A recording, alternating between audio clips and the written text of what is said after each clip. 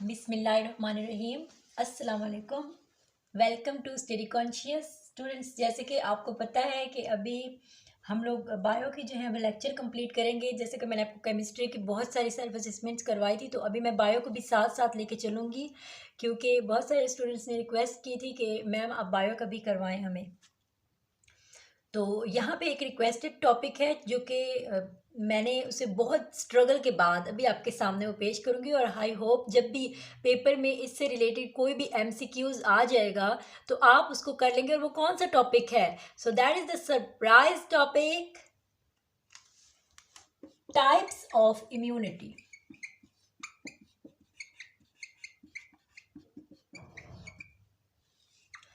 सो dear students, आज का जो हमारा टॉपिक है वो है टाइप्स ऑफ इम्यूनिटी, कि इम्यूनिटी की कितनी टाइप्स होती हैं। तो आपको पता होगा इम्यूनिटी की 2 टाइप्स होती हैं। एक हमारे पास होती है इननेट इम्यूनिटी,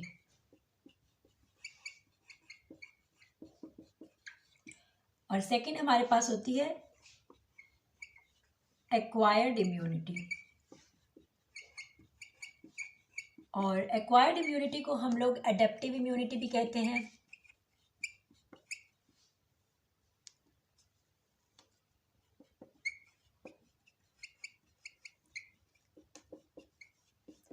इनको हम वन बाय वन डिस्कस करेंगे। सबसे पहले इन्नेट इम्यूनिटी को डिस्कस करेंगे, उसके बाद एक्वायर्ड और अडेप्टिव इम्यूनिटी, यानी कि एक ही है, उसका 2 नाम दिए हुए हैं इन्होंने। तो आपके मतलब पेपर में आ जाए एक्वायर्ड इम्यूनिटी तो तब भी आपने इसके अंदर ये इन्फॉर्मेशन लिखनी है जो मैं बताऊंगी, और अडेप्टिव आ जाए तब भी यही करना है आपने। लेकिन अभी हम वन बाय वन इसको डिस्कस करेंगे सबसे पहले, और ये बहुत ज़्यादा सिंपल तरीके से मैं आपके लिए ये वीडियो लेकर आई हूँ। आप जब इस वीडियो को देख लेंगे उसके बाद एग्जाम में इससे रिलेटेड कोई क्वेश्चन आ गया तो वो आप 1 सेकंड नहीं लगाएंगे, चुटकियों में आप कर लेंगे। और अगर कोई एमसीक्यू इससे रिलेटेड आ गया तो वो भी बहुत आसान होगा।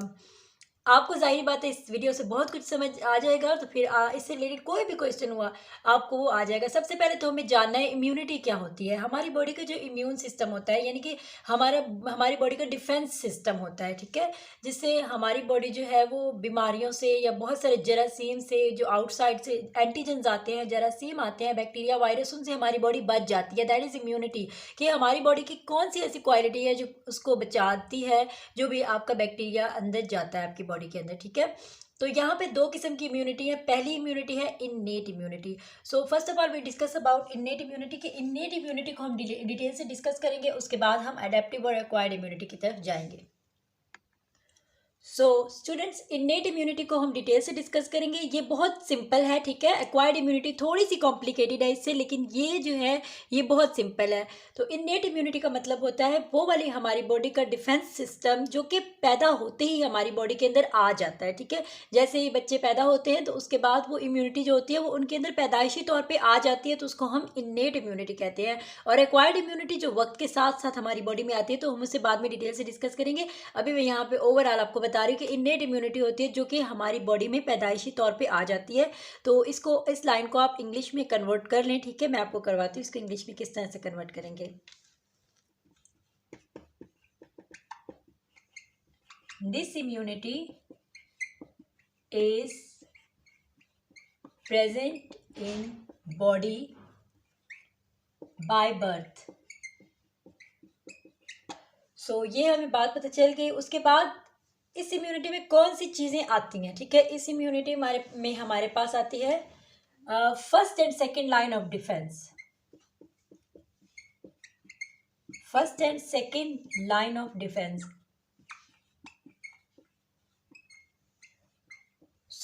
अब बहुत सारे स्टूडेंट्स के माइंड में ये क्वेश्चन आएगा कि first and second line of defence क्या होता है। तो आपने अगर पढ़ा हो तो फर्स्ट लाइन ऑफ डिफेंस में हमारी बॉडी का वो सिस्टम आ जाता है जो हमारी स्किन होती है, ठीक है। उसे हम फर्स्ट लाइन ऑफ डिफेंस में लेकर आएंगे, ठीक है। स्किन में क्या होता है, म्यूकस मेम्ब्रेन होते हैं। उसके बाद हमारी आइज़ के अंदर जो टीयर्स प्रोड्यूस हो रहे होते हैं वो होते हैं। और इसके अलावा हमारी बॉडी में और भी बहुत सारे सिस्टम्स होते हैं। तो ये आपने याद रखने हैं पॉइंट्स, ठीक है।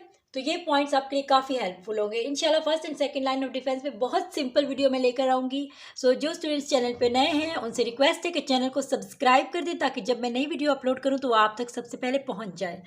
और इसकी क्या बात होती है इन्नेट इम्यूनिटी की, कि इसमें आपको ये एक इम्यूनिटी ऐसी होती है कि जिसमें आपको कोई खास एंटीबॉडी नहीं चाहिए बॉडी के अंदर, ठीक है। अगर कोई बाहर से एंटीजन आ जाए तो आपको कोई एंटीबॉडी बनाने की ज़रूरत नहीं है इन्नेट इम्यूनिटी में, वो हमारी बॉडी में पहले से मौजूद होगी, ठीक है। यहाँ पे एक और पॉइंट ले लेंगे हम लोग, नो स्पेसिफिक एंटीबॉडी, कि इसमें कोई भी ख़ास किस्म की एंटीबॉडी की ज़रूरत नहीं होगी। तो इसकी बहुत सिंपल एग्जांपल है एक इसकी, तो इसकी जो एग्जांपल है वो कौन सी है, skin. Skin is example of innate immunity. So I hope students आपको इननेट इम्यूनिटी से काफ़ी कुछ पता चल गया होगा कि इननेट इम्यूनिटी क्या होती है। तो आप पेपर में सिंपल इननेट इम्यूनिटी के अकॉर्डिंग आए कुछ भी, तो आप सिंपल उसको इतना सा लिखें, ठीक है। अगर आपका वो लॉन्ग क्वेश्चन में आ जाता है तो आपने क्या करना है, first and second line of defence को थोड़ा सा मजीद आपने एक्सप्लेन कर देना है। सो अब हम चलते हैं सेकेंड इम्यूनिटी की तरफ, जो कि है अडेप्टिव और एक्वायर्ड इम्यूनिटी। सो यहाँ पे हमारे पास सेकेंड टाइप ऑफ इम्यूनिटी जो है वो है एक्वायर्ड इम्यूनिटी और अडेप्टिव इम्यूनिटी।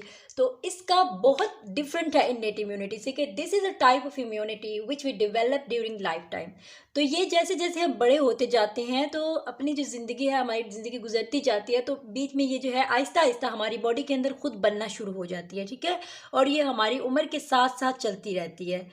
तो ये होती है एक्वायर्ड इम्यूनिटी, और अडेप्टिव इम्यूनिटी इसका दूसरा नाम है। सो इसमें बेसिकली होता क्या है, आपको पता है कि एंटीजन, एंटीजन क्या होता है, ठीक है। तो एंटीजन के बारे में मैं आपको बता देती हूँ। एंटीजन हो सकता है कोई भी जर्म, ठीक है, बैक्टीरिया या वायरस। सो बैक्टीरिया और वायरस क्या होगा, बाहर से हमारी बॉडी के अंदर आएगा, ठीक है, बाहर से ये हमारी बॉडी के अंदर आएगा। फिर क्या होगा कि हमारी बॉडी उसके, जाहिर बात है वो हमारी बॉडी में आएगा तो हमारी बॉडी क्या करेगी, हमारी बॉडी उसके खिलाफ एंटीबॉडी बनाना स्टार्ट कर देगी, ठीक है। एंटीबॉडी जो होती है वो सेफ होती है, वो उस चीज़ को मारती है, उस बैक्टीरिया को किल करती है, ठीक है। जो एंटीजन होता है उसको किल करती है। हम यहाँ पे लिखेंगे our body makes antibody against that antigen. तो जो बाहर से एंटीजन आएगा, वायरस या बैक्टीरिया आएगा, तो हमारी बॉडी क्या करेगी, हमारी बॉडी उसके खिलाफ एंटीबॉडीज बनाना शुरू कर देगी। तो एंटीबॉडी क्या करेगी, एंटीबॉडी उस एंटीजन को किल कर देगी। उसका मेन रोल ये होता है, एंटीबॉडी, एंटीबॉडी का जो होता है फ़ायदा होता है, ठीक है, वो एक किस्म की मेडिसिन होती है किसी भी एंटीजन को किल करने के लिए, बैक्टीरिया है या वायरस है। आई होप इसका काफ़ी ज़्यादा आपको कंसेप्ट क्लियर हो रहा होगा। तो इसको मज़ीद थोड़ा सा मैं आपको बता देती हूँ कि ये इम्यूनिटी जो होती है स्पेसिफिक इम्यूनिटी होती है, यानी कि स्पेसिफिक एंटीजन आता है और उस स्पेसिफिक एंटीजन के लिए स्पेसिफिक एंटीबॉडी बनती है। यानी मिसाल के तौर पे एक खास किस्म का बैक्टीरिया है तो बैक्टीरिया के खिलाफ एंटीबॉडी जो बनेगी वो बैक्टीरिया को किल करने के लिए ही बनेगी। ऐसा नहीं होगा कि वहाँ पे वायरस की वो एंटीबॉडी बनाना शुरू कर देगा, बिल्कुल भी नहीं। अगर वायरस जो है वो आया है बॉडी के अंदर तो एंटीबॉडी वायरस की बनेगी, ठीक है। तो ये डिफरेंस आपको क्लियर हो गया होगा।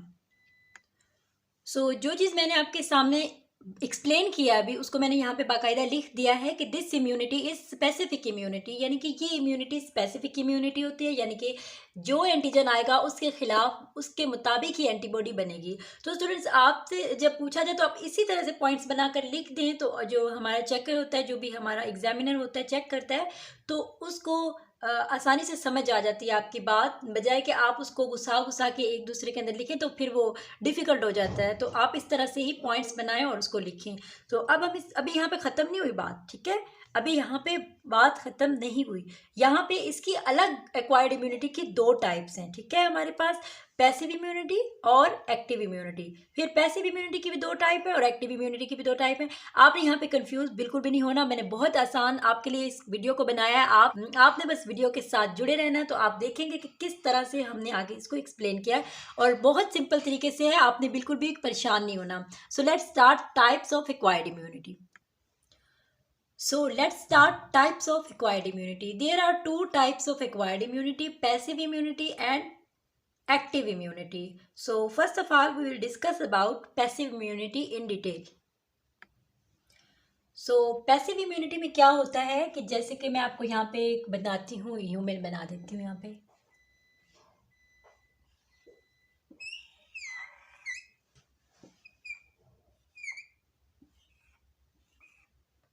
सो ये हमारे पास एक ह्यूमन है, फॉर एग्जाम्पल ये हमारे पास ह्यूमन है। क्या होगा, बाहर से एंटीबॉडी जो है, एंटीबॉडी जो होती है मिसाल के, तो इसमें क्या होता है कि एंटीबॉडी जो है वो बाहर से आती है, बाहर से हमारी बॉडी के अंदर आती है, ठीक है। और एंटीबॉडी की शेप किस तरह से होती है, कुछ इस तरह से। तो ये एंटीबॉडी जो है वो बाहर से आई हमारी बॉडी के अंदर। अब क्या होगा हमारी बॉडी के अंदर, इस पॉइंट को यहाँ तक आपको क्लियर हो गया कि एंटीबॉडी बाहर से आई हमारी बॉडी के अंदर। तो इसको हम इंग्लिश में लिख लेंगे इसके साथ, ठीक है। ये मैंने आपको समझाने के लिए बनाई है, अगर आप इसे अपने पास बनाना चाहते हैं तो बना लें, आपको अच्छा रहेगा। लेकिन आप जब लिख रहे हो एग्जाम में या कहीं भी आप टेस्ट में लिख रहे हैं तो वहाँ पर इसको बनाने की कोई इंपॉर्टेंस नहीं है। लेकिन अगर आप फिर भी बनाना चाहते हैं तो आपकी मर्जी, आप बना सकते हैं। तो इस पहली लाइन को अब हम लिख लेते हैं, एंटीबॉडी आई थी ना हमारी बॉडी के अंदर, ठीक है। Antibody from outside इंटर्स into the body, इंटर्स into the body. तो ये पॉइंट क्लियर हो गया। तो फिर क्या होगा, फिर ये होगा कि यानी कि अगर एंटीजन मैंने आपको बताया, वो एंटीजन क्या होता है, ठीक है। एंटीजन मैंने आपको बताया कोई वायरस या बैक्टीरिया, उसे हम कहते हैं एंटीजन। सो अगर कोई फ्यूचर में एंटीजन यानी कि कोई वायरस या बैक्टीरिया हमारी बॉडी के अंदर आए तो क्या होगा, क्या होगा, आपने देखा नहीं कि एंटीबॉडीज पहले से मौजूद हैं। तो जब कोई वायरस या बैक्टीरिया, कोई एंटीजन हमारी बॉडी के अंदर आएगा, ठीक है, बाहर से हमारी बॉडी के अंदर, ये अब देखें एंटीजन आपको नजर आ रहा है, तो हमारी बॉडी के अंदर एंटीबॉडीज पहले से मौजूद हैं जो कि उस एंटीजन के खिलाफ जंग करेंगी, या एक किस्म की फौज तैयार हो गई हमारी बॉडी के अंदर। तो जो भी बाहर से एंटीजन आएगा तो ये उसको किल कर देंगे, जो हमारे पास एंटीबॉडीज पहले से बॉडी के अंदर मौजूद हैं, ठीक है।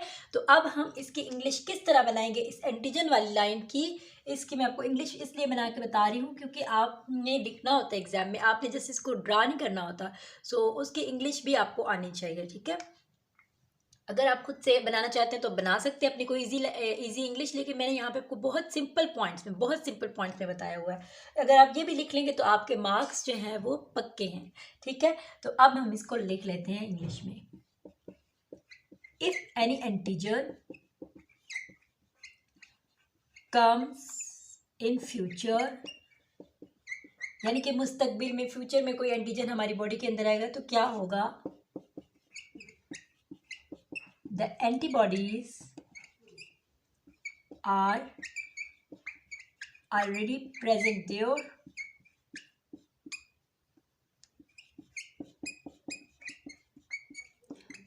to defend। सो एंटीबॉडीज जो है वहाँ पे मौजूद होती हैं जो कि उस एंटीजन को मारने के लिए या किल करने के लिए होती हैं। प्रेजेंट देयर टू डिफेंड, या आप ये भी लिख सकते हैं present there to kill that antigen. So यहाँ तक आपको आई होप क्लियर हो गया होगा। तो अब इसका हम मेन पॉइंट बताते हैं, थर्ड पॉइंट जो कि बहुत इंपॉर्टेंट है, वो क्या है, उससे आपको पूरा जो है वो ये समझ आ जाएगा पैसिव इम्यूनिटी। वैसे यहाँ पे एक्टिव और पैसिव इम्यूनिटी दोनों में खेल सिर्फ एंटीबॉडी का है कि एंटीबॉडी किस तरह से आती है, क्या वो बाहर से हमारी बॉडी के अंदर आती है या हमारी बॉडी के अंदर पहले से मौजूद होती है, यानी कि सारा खेल इसी चीज़ का है। तो अब इसका लास्ट पॉइंट जो है, एंटीबॉडीज जो होती हैं वो इंसान का जिस्म खुद नहीं बनाता। पैसिव इम्यूनिटी में जो है एंटीबॉडीज, आपने देखा कोई खुद बनाई इंसान ने नहीं बनाई ना, वो बाहर से हमारी बॉडी के अंदर आई थी ना। तो इसका मतलब होता है कि यानी कि antibodies are not made by the body. हम लिख लेते हैं इसे, और ये पैसिव इम्यूनिटी में होता है, ये भी याद रखिएगा। Antibodies are not made by the body, they come from outside।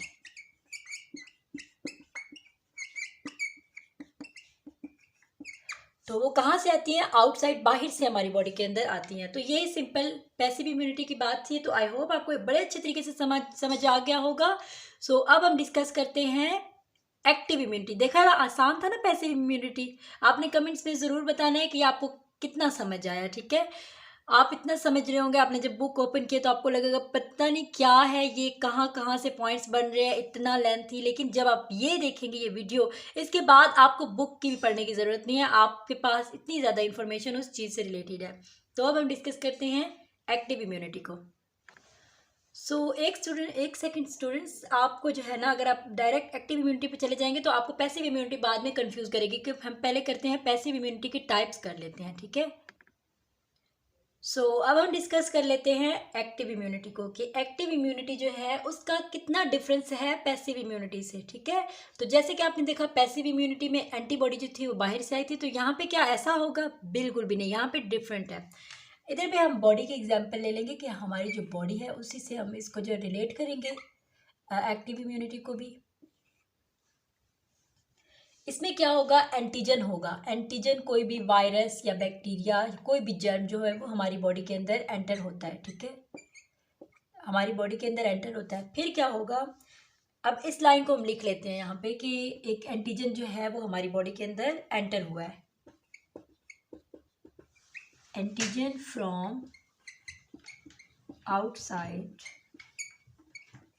इंटर्स into the body, कि बाहर से एंटीजन जो है वो हमारी बॉडी के अंदर इंटर हुआ है। यहाँ तक आपको बात समझ आई? तो अब हम आगे चलते हैं, इसको मज़ीद डिस्कस कर लेते हैं कि अब एंटीबॉडी क्या करेगी। क्या एंटीबॉडी भी बाहर से आएगी? नो।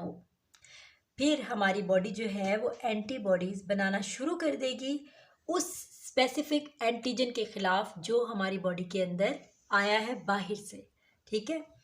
तो हमारी बॉडी फिर खुद अपने बलबूते पे, अपनी स्ट्रगल से, अपनी मेहनत से यहाँ पे जो है एंटीबॉडीज़ बनना स्टार्ट हो जाएंगे, वो बॉडी खुद बनाएगी, ठीक है, और उस एंटीजन को मारने के लिए। तो इस लाइन को हम किस तरह से लिखेंगे? Then the body starts making antibodies against that antigen, उस एंटीजन के खिलाफ। यहाँ पे आपको ये बात क्लियर हो गई, और ये बहुत सिंपल, आपने देखा कितना सिंपल था, और देखने में हमें बुक में इतना कॉम्प्लिकेटेड लग रहा था। इवन मैं खुद भी जब इसको क्रिएट कर रही थी तो मुझे भी ये काफ़ी ज़्यादा वो डिफ़िकल्ट लगा, लेकिन फिर जब मैंने इसको इस तरह से पॉइंट्स में किया तो फिर तो बहुत सिंपल हो गया था ये। इसका फाइनल पॉइंट, जैसे कि पीछे हमने पढ़ा था कि पैसिव इम्यूनिटी में क्या होता है कि antibodies are not made by the body. Antibodies हमारी बॉडी खुद नहीं बनाती, वो बाहर से आते हैं। यहाँ पे क्या होता है कि एंटीबॉडी जो है वो खुद अपनी मेहनत से बॉडी बना रही है। तो इसको हम क्लियर करेंगे कि एंटीबॉडीज़ आर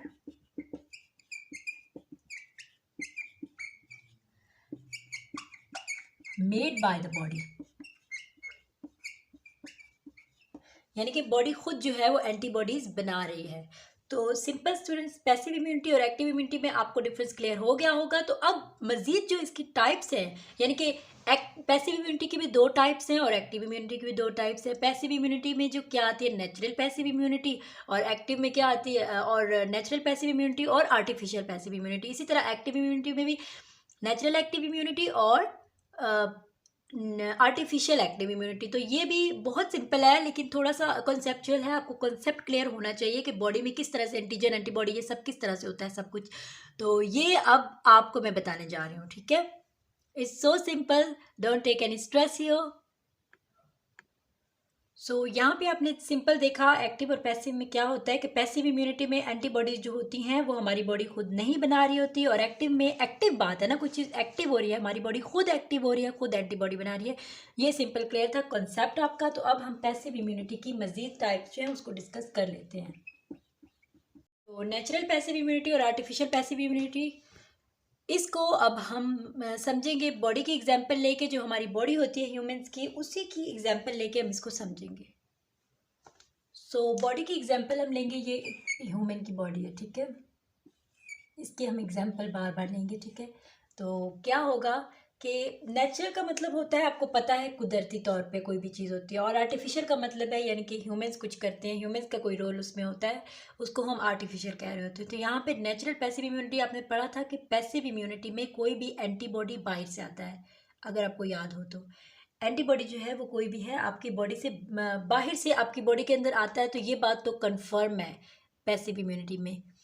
लेकिन वो किस तरह से आता है, उसके 2 अंदाज हैं आने के, बॉडी के अंदर एंटर होने के 2 अंदाज हैं उस एंटीबॉडी के। या तो वो नेचुरल तरीके से हमारी बॉडी के अंदर जाएगा, या फिर आर्टिफिशियल तरीके से हमारी बॉडी के अंदर आएगा। तो नेचुरल तरीके से किस तरह से आएगा? नेचुरल तरीके से इस तरह आएगा जैसे कि किस तरह से हमारी बॉडी में आएगा एंटीबॉडी, ये मैं आपको यहाँ पे बता देती हूँ। एंटीबॉडी जो है वो नेचुरल तरीके से किस तरह से हमारी बॉडी के अंदर एंटर होगा। इसकी एक एग्जांपल है mother to child. By blood और बाय मिल्क।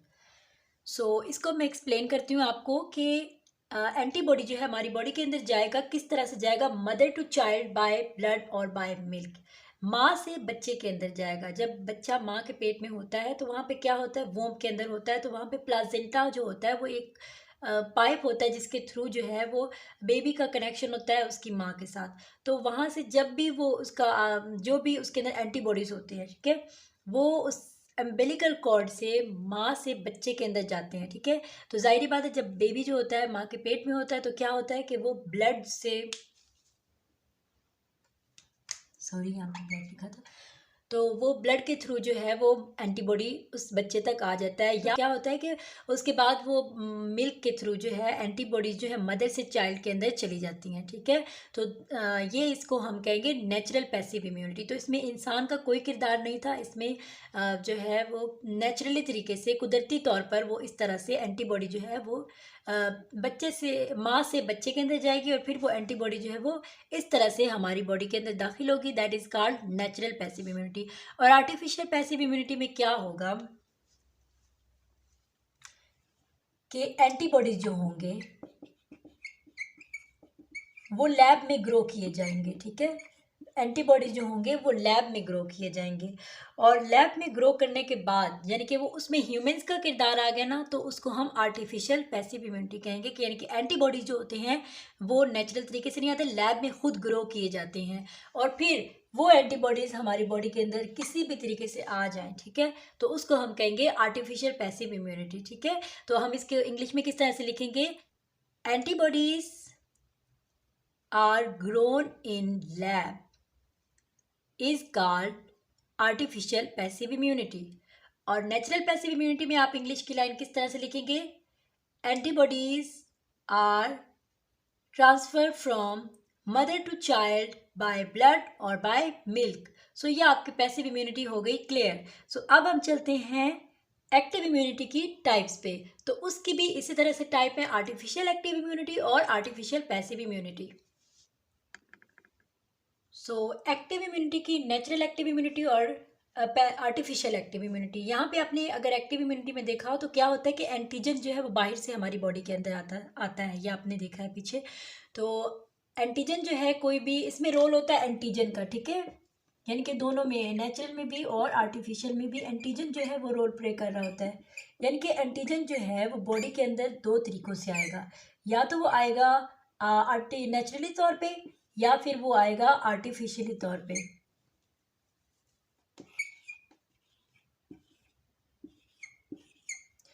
तो अब हम इसको देखेंगे कि नेचुरली तौर पे या आर्टिफिशियली तौर पे कैसे आएगा। आर्टिफिशियल तौर के पर हम बात करें तो किस तरह से हमारी बॉडी के अंदर एंटीजन वायरस या बैक्टीरिया किस तरह से आएगा। तो आर्टिफिशियल का मतलब होता है किसी भी एंटीजन को मार देना, ठीक है, कोई भी एंटीजन है उसको मार देना, तो उसको हम क्या कहेंगे, आर्टिफिशियल एक्टिव इम्यूनिटी। सो एंटीजन को यानी कि आर्टिफिशियल एक्टिव इम्यूनिटी में यानी कि एंटीजन को हम किल कर देते हैं। तो उसको जब हम किल करते हैं तो उसका मतलब ये है कि एंटीजन को हम किल कर देते हैं, बेसिकली उसको मार देते हैं। वो हमारी बॉडी के अंदर जाती तो है लेकिन हमारी बॉडी को कोई नुकसान नहीं पहुंचाती। ज़ाहिरी बात है वो एंटीजन जो है वो मर चुका होता है तो वो फिर हमारी बॉडी को कोई नुकसान नहीं पहुंचाता। तो बायो में इसका एक लफ्ज़ इस्तेमाल होता है एंटीजन को किल करने को कहते हैं एटिनोवेटेड, मतलब किल कर दिया एंटीजन को, ठीक है।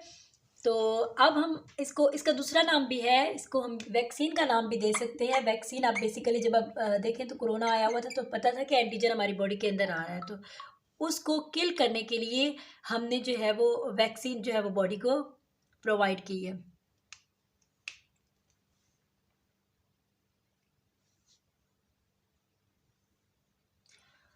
सो ये क्लियर हो गया आपको। सो एंटीजन अब मर चुका है, ठीक है, किल हो चुका है, लेकिन वो हमारी बॉडी के अंदर जाएगा तो वो रहेगा एंटीजन ही, लेकिन वो क्या करेगा, हमारी बॉडी को कोई नुकसान नहीं पहुंचाएगा। तो अब हम वैक्सीन देख लेते हैं कि वैक्सीन जो है वो क्या है। वैक्सीन जो है हम लैब के अंदर खुद बनाते हैं स्पेशल, ठीक है। तो अगर हम आर्टिफिशियली तौर पे जो है वो वैक्सीन बनाए लैब के अंदर और वो हमारी बॉडी के अंदर आ जाए, ये हमारे पास एंटीजन है। सो अब लैब के अंदर अब हम एंटीजन जो है वो लैब के अंदर ग्रो करें, ठीक है। लैब के अंदर जब हम एंटीजन ग्रो करें और वो हमारी बॉडी के अंदर आ जाए, तो वो हमारी बॉडी, वो है तो मरा हुआ, किल है, तो इसलिए वो हमारी बॉडी को कोई नुकसान नहीं पहुंचाएगा, लेकिन वो हमारी बॉडी के अंदर रह के एंटीजन ही कहलाएगा। यहाँ पे ये एंटीजन जो है वो हमारी बॉडी के अंदर चला गया। अब क्या होगा कि हमारी बॉडी जो है वो खुद अपनी मेहनत से, हमने बताया था कि एक्टिव इम्यूनिटी में अपनी मेहनत से वो एंटीबॉडी बनाता था ना, तो हमारी बॉडी खुद अपनी मेहनत से उस एंटीजन के खिलाफ जो है वो एंटीबॉडीज बनाना स्टार्ट कर देगी। फिर क्या होगा, फिर वो जो है मतलब जो कि वो हमारी बॉडी खुद अपनी मेहनत से जो उसने बनाई है एंटीबॉडीज़, तो एंटीबॉडीज़ उन एंटीजन को किल कर देंगी। और फिर वो जब एंटीजन किल हो जाएंगे तो हमारी बॉडी के अंदर एंटीबॉडीज़ प्रेजेंट रहेंगी, यानी कि फ्यूचर में कोई भी एंटीजन, लाइव एंटीजन, जिंदा, कोई भी जिंदा लाइव या वायरस या बैक्टीरिया कोई हमारी बॉडी के अंदर आए तो हमारी बॉडी में एंटीबॉडीज़ पहले से मौजूद होगी जो उसको मार देंगी, उस एंटीजन या उस एंटीजन वायरस या बैक्टीरिया को वो किल कर देगी, यानी कि हमारी बॉडी में वो फौज पहले से तैयार होगी जो कि उनको एंटीजन्स को किल कर देगी। ये हमारे पास था artificial active immunity. Natural active immunity में क्या होगा कि एंटीजन जो है वो नेचुरली तौर पे हमारी बॉडी के अंदर आएगा। तो इसको कैसे हम डिफाइन करेंगे, यानी कि जैसे कि आप डेली बेसिस पे खेलते हैं, कूदते हैं, बाहर आउटिंग पे जाते हैं, या आप खाना खाते हैं, आप जो भी स्पोर्ट्स करते हैं, खेलते हैं, तो उसमें क्या होता है कि आपको जो है इन्वायरमेंट से एंटीजन जो है वो आपकी बॉडी के अंदर जाता है, ठीक है। Antigen enters our body,